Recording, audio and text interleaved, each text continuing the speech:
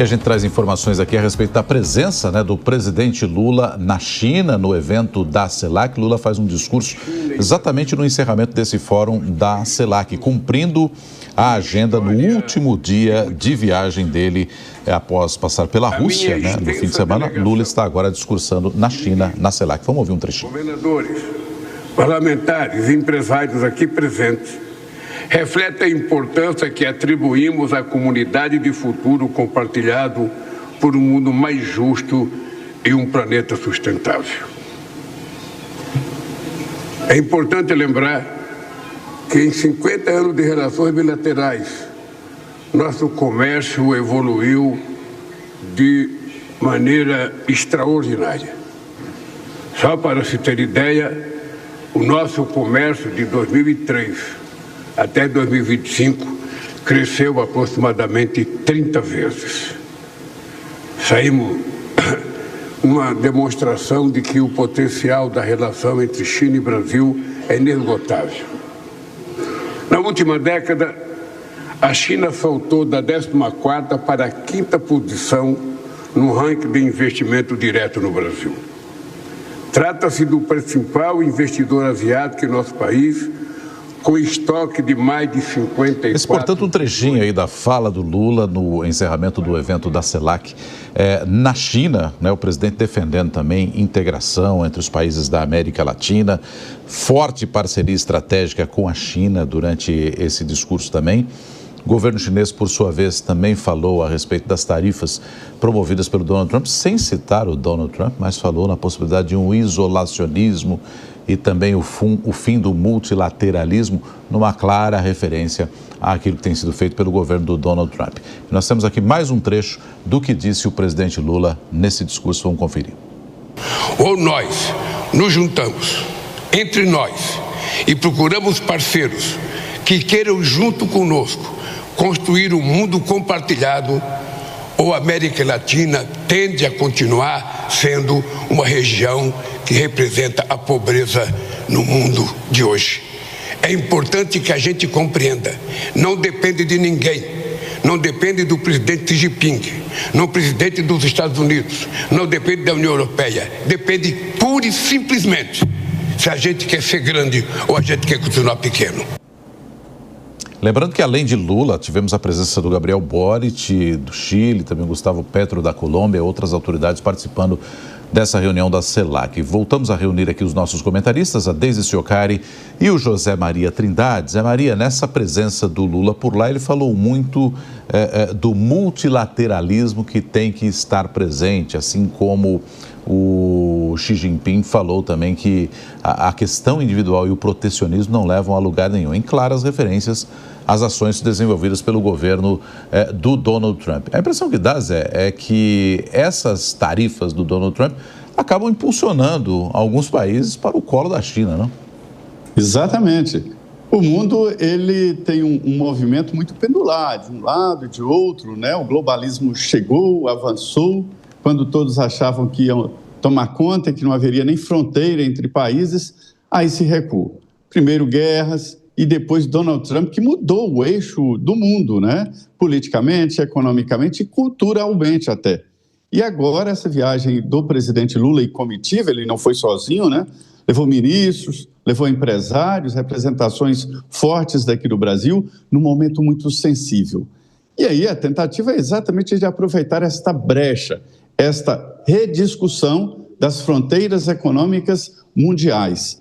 Veja bem, alguns setores daqui de relações exteriores consideraram esta fala do presidente Lula como um sinal arriscado, porque ele mostra uma preferência, ou seja, ele define uma linha do Brasil mais pró-China do que Estados Unidos.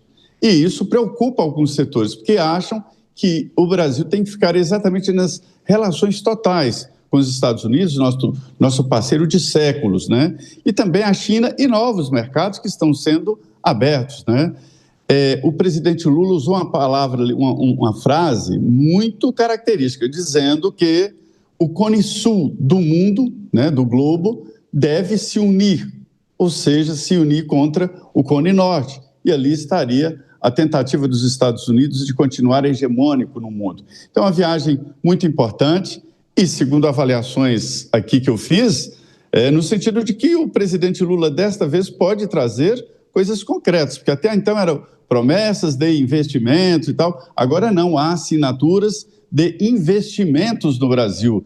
Não é só de exportação, mas investimentos. Quando se importa investimentos, se importa empregos, se importa tecnologia e desenvolvimento do nosso parque industrial. Esperamos que não fique mais uma vez em promessas e que os tratados assinados lá na China realmente tenham resultados. Mas é o mundo em movimento, é assim mesmo, né? Cada fase é cada fase, ou seja, cada um tem que se virar naquele momento histórico. Inclusive, para quem nos acompanha por imagens, nesse momento, né, a gente vê que eles estão, de fato, assinando, Brasil e China, assinando esses acordos de cooperação. Inclusive, o presidente Lula foi até a China nessa tentativa de ampliar o comércio com o seu principal parceiro comercial. E aí, Deise, eu te pergunto, essa viagem à China foi, de fato, uma janela de oportunidades para o governo em meio ao tarifácio? E ontem a gente trouxe a informação de um recuo entre Estados Unidos e China em relação às tarifas, né, em meio a essa guerra comercial. Olha, Soraya, eu acredito que muito vai ser dito no futuro se essa viagem ela vai trazer aspectos positivos para o Brasil. Por que eu digo isso? Porque o presidente Lula utilizou muito a palavra integração, né, da América Latina com Pequim. E, obviamente, a gente sempre tem um olhar um pouco mais crítico, né? Eu fico me perguntando sobre as contradições, né? Porque o Brasil ele não consegue nem integrar a América Latina. Então, por que eu estou falando isso? Porque a gente tem alguns aspectos a serem avaliados aqui na América do Sul. Por exemplo, o Mercosul não consegue deslanchar como o presidente Lula falou que iria deslanchar, né? Ele não consegue liderar nem o quintal da casa dele. A Unasul virou praticamente uma sigla nostálgica e a gente tem que lembrar que o presidente Lula, durante a campanha eleitoral, e eu reitero isso sempre, ele falou que o governo passado ele não tinha uma liderança diplomática e ele ia trazer isso de volta. E aí quando a gente olha para o Mercosul não virou a potência que o presidente Lula falou e a Unasul é essa sigla nostálgica que a gente está falando. Então, se ele não consegue exercer essa liderança nem aqui nos países vizinhos, eu me pergunto como que vai acontecer essa integração com a China, né? Então, ok, a gente está celebrando aqui esse aporte de 27 bilhões, que ok, tem que celebrar mesmo, isso é muito bom, mas qual o projeto do Brasil? Porque a China está investindo 27 bilhões aqui, mas o Brasil ainda não apresentou um projeto estratégico para esses 27 bi. Vai ter uma geração de emprego, sim, mas para captar um capital externo, o Brasil tem que apresentar um projeto estruturante aqui dentro, para que esse capital possa valer a pena, porque senão vira só uma estratégia de decoração de casa em ruína. Ela é esteticamente bonita, mas ela é estruturalmente frágil. Então, o Brasil tem que apresentar uma proposta, porque senão o que acontece? Esses 27 bi se dissipam aqui dentro e a China, o que ela vai fazer com o Brasil é um projeto de dependência. Então, a China está colocando dinheiro aqui dentro, mas ela está transformando o Brasil num país dependente, se o Brasil não apresentar um projeto estruturante, né? Então, a gente tem que tomar um pouco de cuidado com isso para não confundir dependência com prosperidade e não sair aplaudindo qualquer coisa, né? E aí, tem uma frase do Celso Furtado que me faz lembrar muito esse momento, que ele fala que um país que não sabe o que quer acaba aceitando qualquer coisa, inclusive palmas.